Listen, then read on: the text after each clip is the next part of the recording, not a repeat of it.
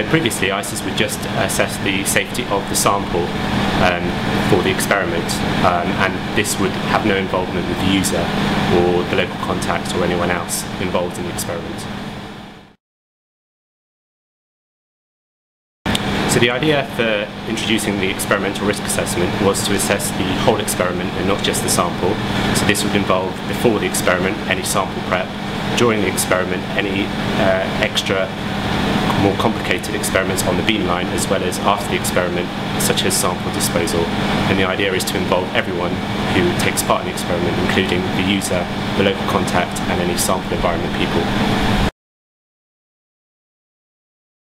So the first step was to introduce an area on a SharePoint site where users could download the risk assessment, whereas previously these were hand-delivered. Okay, so we've now been able to assess the whole experiment. We have a much more rigorous assessment of the risks.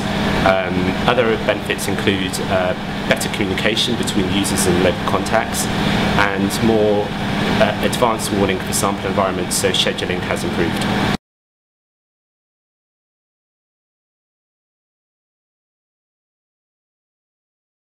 Okay, so initially we had a series of training sessions to roll out the system, and we only rolled out the system to a number of instruments to trial it first.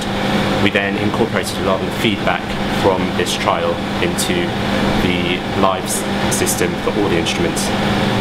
There was a lot of resistance initially, but as people learnt the system and realised how easy it was to use, and with support from the sample safety team to talk through any problems, the system is now running very well.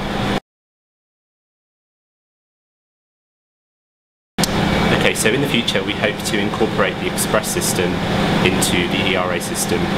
So currently we're using the old sample sheets for these Express samples, and the idea is to incorporate this in the future, as well as introduce sample tracking.